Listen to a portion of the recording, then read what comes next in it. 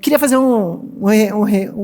trazer uma lembrança aqui. Já passou por aqui Karnal, Gabriela Prioli, Marcelo Taz, Arthur Igreja, Eduardo Genetti. A gente teve muita gente legal aqui nesse palco, porque tem um cuidado enorme quando a gente está preparando a semana. A gente é muito criterioso na escolha dos palestrantes. A gente faz todo, claro, nosso papel de compliance, né, para avaliar quem pode subir aqui nesse palco, né, como a gente faz com influencers, como a gente faz com N parceiros que trabalham com a gente aqui, especialmente, a gente cuida muito disso. Mas a gente traz pessoas que tragam um recado de valor, né, que agreguem, que façam vocês voltarem no ano que vem. Então, eu gostaria de que vocês recebessem com uma salva de palmas Luiz Fernando Lucas, escritor, palestrante, fundador e CEO da Escola de Integridade, né? E Luiz, seja muito bem-vindo, o palco é seu. Muito obrigado. Manda ver. Uma honra estar aqui. Obrigado, Fábio. Obrigado, Arthur e todos os líderes aqui. Prazer de verdade estar aqui no Boticário, uma empresa genuinamente brasileira, que a gente admira, e falar desse tema que às vezes é chato, né, esse tema compliance, parece... Agora, quando a gente pensa que compliance é conformidade e que isso não é uma questão jurídica ou de uma empresa, é uma questão do ser humano. Então, a minha provocação aqui hoje, e também para quem está online nos vendo, é que esse bate-papo, essa palestra, toque no coração mais do que na mente. Porque às vezes a gente acha que isso é distante, mas é simples o comportamento mais básico dos seres humanos.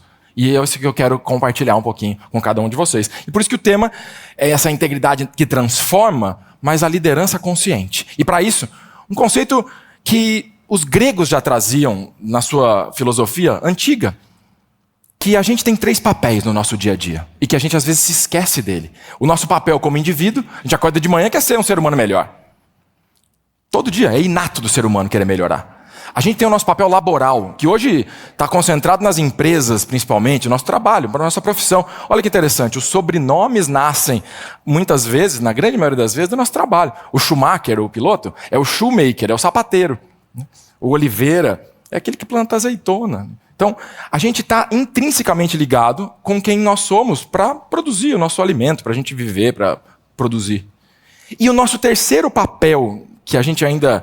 Infelizmente, muita gente se esquece, é que a gente nasceu numa comunidade que está debaixo de algumas regras, de uma cultura, de um valor, de uma moral e de uma lei, normalmente. Nosso papel é como cidadão. Todo dia. E eu fico muito feliz de começar o dia em um evento como esse, ouvindo o nosso hino nacional. Só para lembrar esses nossos 3 papéis aqui. Porque, como eu já disse, a gente quer melhorar. O ser humano, quando está acima da pirâmide de Maslow, né, que ele passou da condição básica... Ele quer se desenvolver, ele quer expandir sua consciência, ele quer ser útil. E as empresas também, quando elas nascem no início, elas têm um propósito, né? Muito se falava que a empresa existia para dar lucro. Hoje já se sabe que a empresa tem um papel social, ela tem um impacto que ela vai causar no social, no ambiental, e ela hoje vive por propósito. O que ela causa, né? E o Grupo Boticário é um exemplo disso. Então, e na sociedade é a mesma coisa, a gente quer evoluir. Então veja, é inato do ser humano em cada um desses 3 papéis. O problema é que quando a gente não está consciente desse papel, e eu vou falar dessa expressão homo conscious na sequência, a gente acaba se esquecendo desses nossos 3 papéis. E aqui eu venho provocar isso em vocês, para lembrar como é que você está aí dentro com o seguinte sentido. Bill O'Brien foi um CEO de uma grande empresa americana e ele falou essa frase que eu gosto muito, que é a resultante, né, o sucesso de uma intervenção depende do estado interno do interventor. Então aqui a gente começa a dividir o que é esse compliance, esse conceito de integridade de uma maneira mais ampla. Porque tudo depende de como você está aí dentro. E aí eu faço uma pergunta, como é que você está aí dentro? Porque como é que a gente consegue agir em conformidade, em compliance, dentro das regras, se a gente tiver em algum conflito? E a pergunta é só para ficar uma provocação para vocês, porque como você está aí dentro, como você está se sentindo? Como é que você está vivendo esses seus 3 papéis?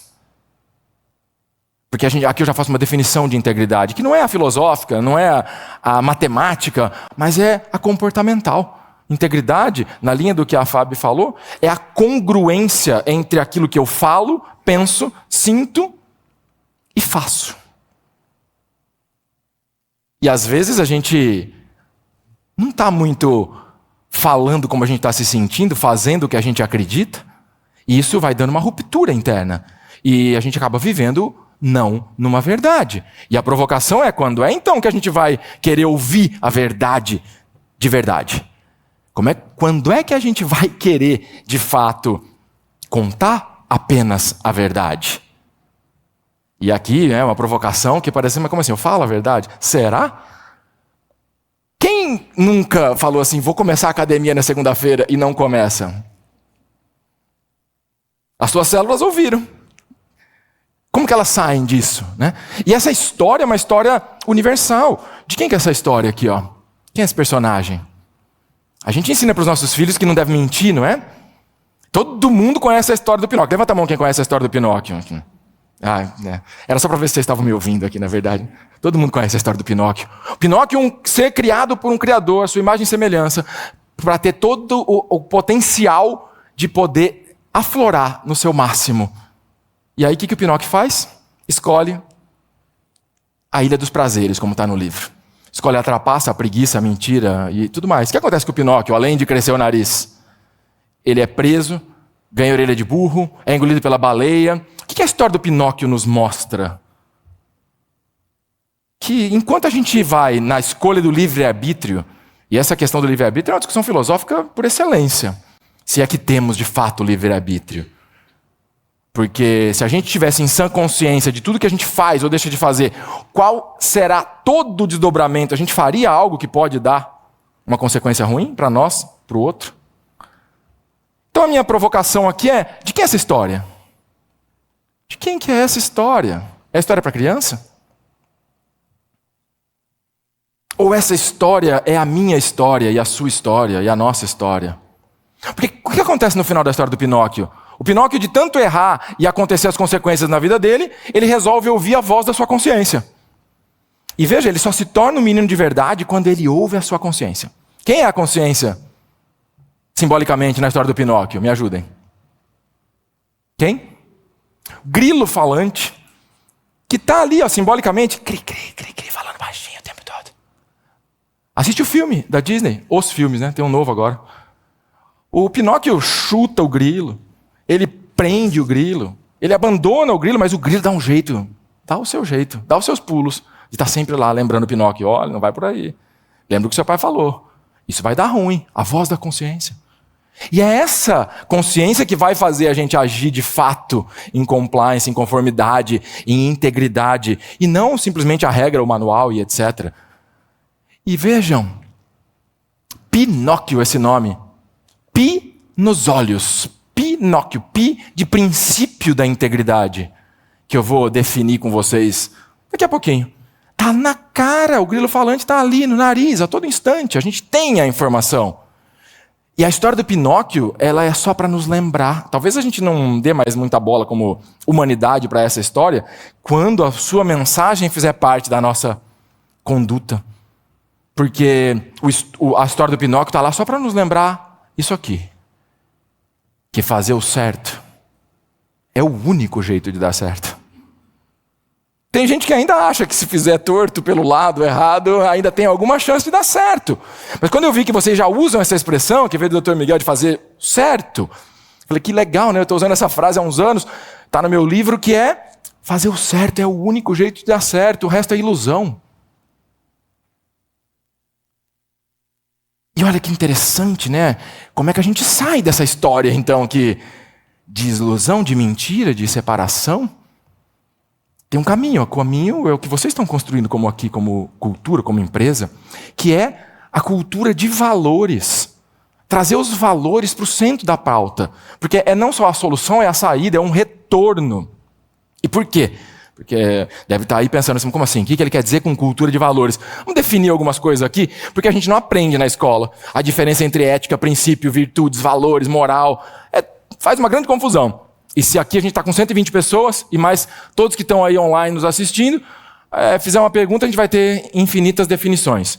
E além da falha na minha avaliação, na educação em geral sobre esses temas, é um tema controverso. Se você for perguntar no ChatGPT a definição disso, porque tem vários filósofos que estudam isso, é um tema da humanidade. Agora, aqui é uma forma de ilustrar, que fique para vocês, de uma maneira geométrica, esse triângulo ou essa pirâmide, a sua base tem 2 pontos. Então, na base, eu estou na dualidade. E no topo, eu estou na unidade, no inteiro, 1. Então, o que está na base ainda é sujeito a uma dualidade. A ética, ela é circunstancial, ela é temporal, ela é de acordo com a relativização das coisas. E quer ver um exemplo disso? Todo mundo já escutou falar que existe a ética da cadeia. Para os canibais, era ético comer o outro desde que fosse inimigo e saudável. Os cristãos usaram da sua ética do momento para fazer as cruzadas e os muçulmanos para fazer as jihads. Então, em nome de Deus, até se matava. Chega no momento que a gente toma consciência de que não faz o menor sentido matar alguém.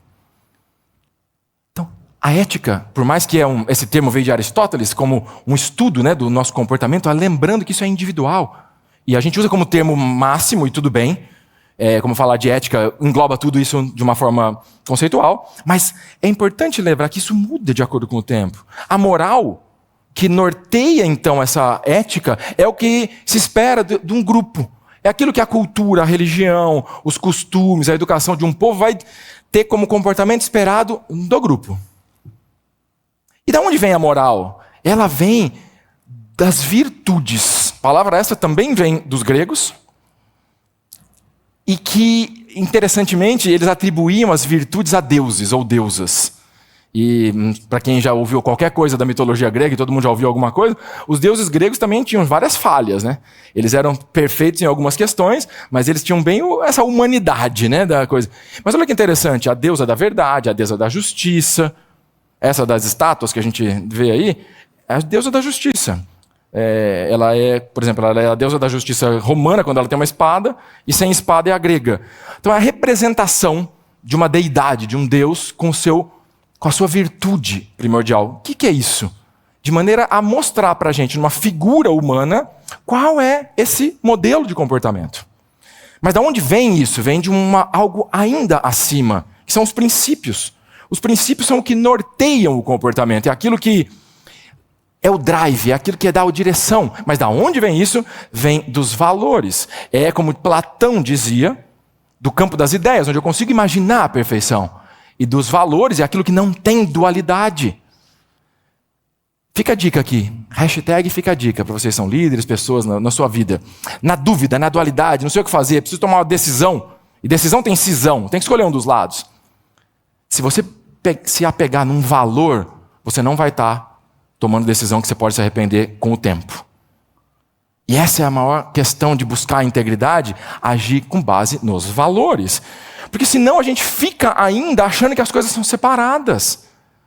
O exercício dessa imagem, e que a gente agora consegue ver a Terra de fora, né, desde a década de 60, é para fazer vocês abstraírem um pouco e ampliar a visão. Quando eu saio do planeta e olho para fora, seja com uma imagem ou com um vídeo, eu consigo, de um olhar mais ampliado, ver alguma diferença entre bandeira, fronteira, cor da pele, língua. Dá para ver alguma separação? Não. O que a gente enxerga é uma unidade, uma esfera, por si só, inteira. E se eu voltar, ao invés do macro para o micro, ir para um átomo, o átomo é a representação da menor partícula. Ele também é esférico, inteiro. Por mais que eu tenha prótons e elétrons, ele é indivisível. Aliás, do latim, indivisum, dá a palavra indivisível. No grego vira átomo. E uma outra palavra que vem da mesma raiz é indivíduo. E parece que a gente gosta mais do duo, do indivíduo, do que do indivisível. E a gente aprende isso na escola, né? Quem aqui, quando era jovem, criança, desenhou quando a professora pediu na escola para desenhar um desenho de natureza? Levanta a mão, deixa eu ver. Porque quem não desenhou, faltou da aula, né? Agora, não precisa levantar a mão para não se expor. Quem que, quando desenhou natureza, desenhou um ser humano ou se desenhou nesse desenho? Quando é que a gente esqueceu, e a gente está ensinando na escola, que o ser humano é um animal racional e os animais são irracionais? Cara, já tem ciência demonstrando, não precisa ser muito inteligente para saber que os animais também têm racional. Eu fui fazer uma trilha, Arthur, fora do país, e tinha uma plaquinha assim, ó, você está entrando na natureza. Comporte-se como os animais. Aí tinha uma palavrinha menor assim, os animais não deixam rastro, não levam nada, não destroem nada, não deixam lixo. Confesso que eu fiquei um pouquinho com vergonha de ser humano ali naquele momento. E quando é que a gente achou que a gente está separado da natureza? Veja que já vem de base essas informações que vão nos criando conceitos de separação. E isso, a todo instante o ser humano tem que tomar decisão. A todo instante tem uma bifurcação. Nós vivemos numa dualidade. Tudo respeita uma dualidade por uma lei da física, por um princípio hermético, para quem gosta desses assuntos, que é isso, para ter essa luz aqui, tem que ter o polo positivo e o polo negativo. Para eu e cada um de vocês ter nascido aqui, precisou ter masculino e feminino. Não tem jeito. São ondas. A luz se comporta como matéria ou como onda. Tudo respeita uma dualidade. Mas isso não quer dizer que a gente tem que viver nessa dualidade, nessa separatividade. A gente tem que reencontrar a nossa integridade. E nessas escolhas da vida, vai ser a nossa decisão, nosso livre-arbítrio, que vai fazer diferença. E aí eu falei da história do Pinóquio. Outra história que todo mundo conhece aqui. Quem que é essa? Tá vendo como vocês conhecem? Chapeuzinho Vermelho, está lá no nosso inconsciente coletivo. Chapeuzinho Vermelho, a mãe dela fala que ela tem que alimentar a vovozinha, que ela para ir pelo caminho do rio, que apesar de mais longo, é mais seguro, porque no caminho do bosque diz que tem um lobo mau. Eu tinha um disquinho da Disney, sabe que ficava escutando? Isso denuncia a idade, mas também tinha, né? E aí essa história entra e está no inconsciente coletivo. E por quê? Porque ela é simbólica, é uma história da humanidade. É uma jornada de herói. Por que cargas d'água que a Chapeuzinho Vermelho, na hora ali, que vai separar entre o caminho do bosque e o caminho do rio, não vai onde a mãe dela falou, onde ela sabe que é mais seguro e ela escolhe o bosque? Simbolicamente, a filosofia tem isso, né? O simbolismo que nos traz reflexão, é porque ela se deixa levar pelos sentidos. As flores bonitas, o cheiro, o aroma, o visual, e ela se deixa levar. Sem ouvir a sua consciência, sem ouvir a sua informação. E quando é que a gente faz isso? Todo dia. Porque a gente toma uma decisão milhares de vezes ao longo do dia, né? Mas a gente só vai tomar uma decisão consciente e com integridade quando a gente se der conta de que o que aparenta ser contrário, ou que está separado, é apenas parte desse mesmo inteiro. Isso é um princípio de integridade. É um princípio matemático. Essa representação que eu fiz da Terra ou do átomo como um círculo, uma esfera, uma circunferência, é a representação geométrica do inteiro. A gente aprende na escola, conjunto. Quando você tira uma fatia de uma pizza, aquela pizza não está mais inteira. Frações, né? É um pedaço da parte, é uma parte do todo. Então a representação de integridade é o 1 como número e o círculo como geométrico. Que dá para a gente entender, se tem uma fatia de pizza a mais, tem excesso. Se tem uma a menos, tem falta. E isso é um princípio matemático, porque para criar um círculo perfeito de diâmetro 1, a matemática não tem outra. A circunferência é 3,14 infinito. O que é um paradoxo, porque é um número irracional, constante, infinito, para chegar à perfeição do inteiro, que não tem falta. Isso é uma dica da matemática no seu princípio, porque integridade, e a Fábio também falou aqui, ela vem da palavra integer, que significa inteiro. E sabe quais são os sinônimos da palavra integridade? Perfeito, completo ou completude. Entre outras. A gente não ter falta e nem excesso, a gente está na nossa inteireza. E isso é a gente sair desse mundo da dualidade, olha, o digital tudo representado, né, pelo binário 1 e 0, e a gente voltar para o centro, trazer essa consciência para o que aparenta ser contrário, nossos luz e sombra, certo e errado, direita e esquerda, masculino e feminino e tudo, entender que isso é parte do mesmo todo e que não tem como eu separar o indivíduo do profissional e do cidadão, porque no fim das contas não tem como eu separar a minha emoção do meu pensamento. E essa jornada de caminho da integridade, como disse Carlos Drummond de Andrade no seu poema O Homem, as Viagens, o homem quer fazer viagem para a Lua, conquistar, chega lá, vê que não encontra o que ele estava buscando, ele vai para Marte, chegar lá, ver que ele não estava conquistando o que ele estava buscando, e ele volta para fazer a viagem mais curta que o ser humano pode fazer. Que poucos de nós fizemos, que é a viagem entre a nossa mente e o nosso coração. Equilibrar nossa razão e emoção. Alinhar o que a gente faz com o que a gente sente, o que a gente pensa. E isso, por que vocês estão na 7ª semana do compliance? Vai ser infinito. Porque é um caminho de integridade. É a busca pela perfeição que Platão dizia. Porque integridade é binário, assim como o conceito de 1 e 0. Porque ou tem ou não tem. E garanto para você que todos nós, o que tiver mais avançado está em 99,9. Porque como eu tive a honra de ter um filósofo que escreveu alguns livros sobre o assunto como mentor, uns anos atrás, o Stefano Dana, depois eu passo uma lista de alguns livros que me pediram até. Ele falava que integridade, o mais difícil não é alcançar, é manter depois de alcançado. Porque sendo um conceito binário, ter ou não ter, 1 e 0, esse equilíbrio da perfeição demanda a nossa intenção, a nossa ação consciente. Por isso que liderança, consciência, integridade, não tem como distinguir e fazer uma separado da outra. Esse caminho, jornada individual, é um caminho que começa pela autoobservação. Porque se eu não for capaz de observar os meus atos, eu não tenho como melhorá-los. Esse mesmo filósofo, Stefano Dana, ele tem uma frase que diz: autoobservação é autocorreção. Mais importante do que o autoconhecimento, tá? O autoconhecimento vem dessa observação, não vem do livro. Mas isso nos coloca em cuidar de nós mesmos, nosso corpo, nossa mente, cuidar, aprender a gerenciar estresse e, baseado nisso, começar a estar preparado para ser um ser humano melhor, mais consciente, e aí sim poder, os outros passos dessa jornada, né?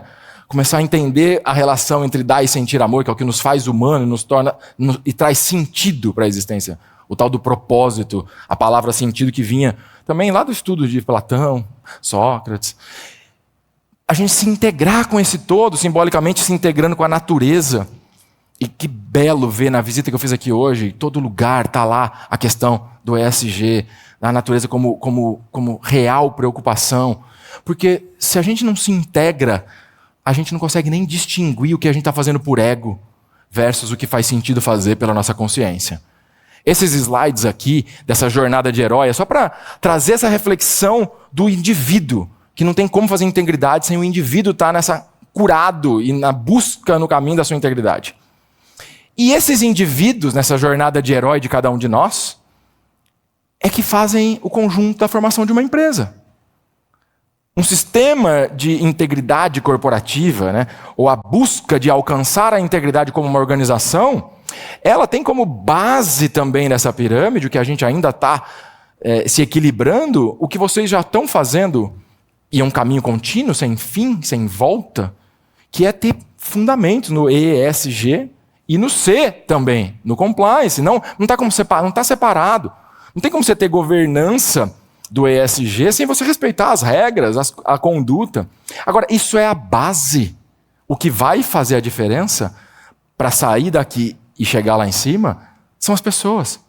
E por isso que é a cultura de valores o que faz uma empresa chegar à integridade. Então eu fico muito feliz e muito honrado de estar aqui trazendo algumas provocações para vocês que são líderes dessa bela empresa, porque não tem como a gente achar que é possível fazer uma coisa separada da outra.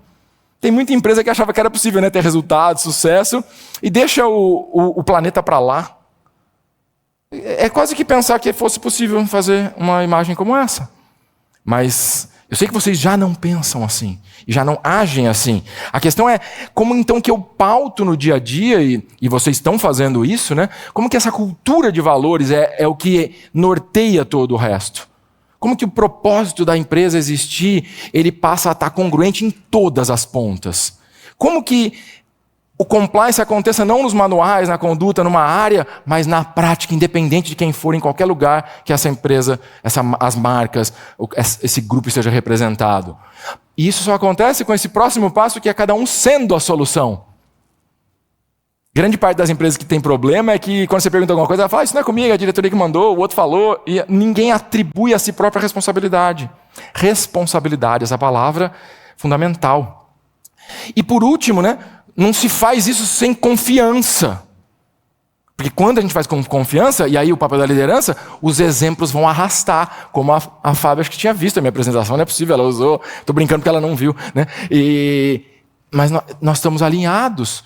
E uma provocação final desse método, também está no meu livro lá, que é a gente precisa começar a ter indicadores mais de comportamento, de ética, de integridade, que é isso que vai fazer diferença, além dos indicadores de uma empresa, obviamente. Então, com isso, eu deixo uma mensagem aqui, né? Compliance, ele é o mapa. É o que dá a orientação. A integridade é o caminho e o destino. Porque não é só o destino e não é só o caminho. É um caminho da integridade. E para isso, então, a integridade de fato começa onde acaba o manual, onde acaba esse treinamento, essa palestra, onde acaba... Sabe, nenhum brasileiro é assim com qualquer cidadão do mundo, pode dizer que ele não sabe a lei e cometer um crime e falar não sabia. Mas você acha que alguém na hora de cometer um crime ou não cometer um crime, ele lembra do que está escrito na Constituição ou no Código Penal? Não, ele não comete o crime porque ele tem bases de valores. Não é porque ele lembra se está escrito ou não no Código Penal. Então o código é importante. Mas o que vai é transformação desse manual em mentalidade. Transformação desse controle em consciência. Vale para o indivíduo, vale para uma organização, vale para uma nação, vale para a humanidade. Porque é não mais fazer porque eu acho que eu posso ser punido, ou tenho medo, ou é o certo a se fazer. Não, por convicção de que é o único jeito. E essa é a diferença que o líder pode trazer. E aí a gente traz uma frase que eu gosto muito, de um cara que é muito respeitado no campo da liderança. Foi um filósofo, mas foi um general, Dwight Eisenhower, que fala que a qualidade suprema da liderança é, sem dúvida, a integridade. Porque sem ela, nenhum sucesso real é possível. E se eu fosse grifar essa frase, eu grifaria o real. Porque o que a gente vê de sucesso efêmero, o que a gente vê de gente muito bem sucedida financeiramente, mas não tem valores.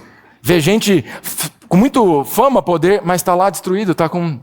Como Jim Carrey disse, gostaria que todo mundo tivesse fama, dinheiro e poder, para ver que isso não traz felicidade. Porque no fim das contas, a integridade é quando o seu sucesso é real. É o legado que você deixa, é o exemplo que você deixa, é o orgulho que os seus filhos, aqueles que te amam, têm no seu exemplo. E é essa integridade que nos faz a reflexão de que se a gente quer um mundo mais íntegro, e eu não tenho dúvida que todos aqui queremos. Porque as pessoas que não querem um mundo mais íntegro, para essas eu só posso recomendar um psiquiatra. Elas têm alguma coisa fora do contexto. Porque é inato do ser humano. Se a gente quer um mundo mais íntegro, a gente precisa de empresas mais íntegras. Precisamos de organizações, de instituições, de governo. Para isso, meus amigos e minhas amigas, nós precisamos de líderes íntegros. E líderes íntegros só podem nascer de pessoas, de seres humanos mais conscientes. Não tem outro caminho. É um ato de vontade, é um ato de intenção, mais do que o livre-arbítrio. É quase que, filosoficamente, abdicar do livre-arbítrio para querer fazer só o que pode dar certo. Sabe como é aquela música? Só quero saber o que pode dar certo, não tenho tempo a perder. E para termos esses líderes íntegros, precisamos de seres humanos mais conscientes. E o que é isso? Eu me arrisquei no meu livro a dar um subtítulo chamado o Homo Conscius, essa nova espécie que evolui pela consciência. Porque para mim é uma questão de olhar um pouco a história. Toda espécie humana tem em média, cada subespécie, 70 mil anos. A gente já tem mais de 70 mil anos do Homo sapiens sapiens, temos 200 mil anos do Homo sapiens. Então, por uma questão darwiniana de evolução, a gente deve estar em algum momento de transição de espécie. E quando a gente olha para a ciência, eu afirmo para vocês, não com dúvida, mas com convicção, de que nós estamos no momento de transição de espécie. Por quê? Pela primeira vez na história da humanidade, nós temos tecnologia capaz de nós mesmos podemos mudar a nossa evolução. Tem uma tecnologia chamada CRISPR que você edita o DNA. Hoje, nós podemos decidir o que vai ser o futuro da nossa própria espécie. E ainda vem a inteligência artificial desafiar e provocar como é que a gente vai fazer isso. Então não tem outro jeito. De onde você olhar com lupa, você vai entender que nós estamos passando por uma transição. Eu tenho uma convicção de copo cheio, sabe? Nunca copo vazio. Eu acho que A gente evoluiu pelo uso das mãos, das ferramentas e da mente. E, paradoxalmente, nós vivemos uma era da sociedade do Homo sapiens sapiens, que é esse humano que sabe e que sabe que sabe, e a gente está doente da mente. Um grande paradoxo. Será que não é hora da gente evoluir pela consciência, transformando a era da informação e conhecimento em sabedoria e consciência? E evoluir equilibrando nosso coração com a nossa mente? Porque assim a gente vai poder dar um passo avante do que aqueles que já nos antecederam fizeram, e todo mundo conhece a frase de Gandhi, seja a mudança que você quer ver no mundo. Mas nesse evento, nesse momento que vocês estão, eu trago a seguinte provocação. Pegando Gandhi como gancho, que tal se cada um de nós, cada um de vocês, for o líder que você quer ver no mundo? Não esperar do outro. Se cada um de nós for o profissional, independente da liderança, que a gente deseja ver no mundo, se cada um de nós ajudar a construir a empresa que a gente quer ver no mundo, e eu vejo isso aqui no Boticário, no Grupo Boticário, é bem bonito de ver isso. Como eu falei, na hora do hino, até a cada produto na prateleira, a gente vê uma empresa que genuinamente quer construir a empresa que a gente quer ver no mundo. E me dá um orgulho sendo brasileiro e dá uma honra estar aqui com vocês, compartilhando. Mas no fim do dia, a gente só vai poder realmente evoluir quando a gente, cada um de nós, nos transformarmos no ser humano que a gente quer ver no mundo. E eu fecho a minha fala numa provocação de compliance muito mais comportamental e filosófica do que jurídica, deixando uma mensagem final, que para mim, Arthur, Fábio, todos que estão aqui, a única talvez, mas a mais importante tarefa de um líder é elevar a sua própria consciência. Porque ninguém em sã consciência não estará buscando ir no seu próprio caminho da integridade. Muito obrigado.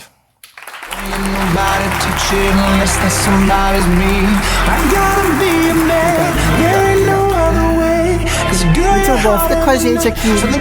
Eu gostei bastante de várias coisas, né? Mas especialmente gostei da parte do mundo, de dar um passo atrás, acho que ajuda bastante, né?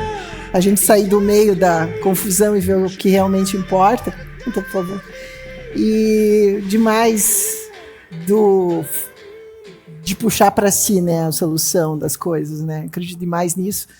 E isso que faz a força do coletivo de todo mundo que está aqui, né? Essa empresa tem um resultado incrível, tanto do ponto de vista econômico, quanto de resultado de reputação e de uma coisa gostosa, né? Que nem você falou da nossa marca. E já que a gente vai continuar esse assunto aqui, já viram que a gente já montou aqui para uma conversa, quero chamar o vice-presidente do Conselho do Grupo Boticário, Arthur Grimbal, para fazer parte dessa conversa. Bem-vindo, Arthur. Bem-vindo. Os dois já se conhecem de longa data, hein? Vou dando um spoiler aqui. Só uns 20 anos. Eu diria que é 25.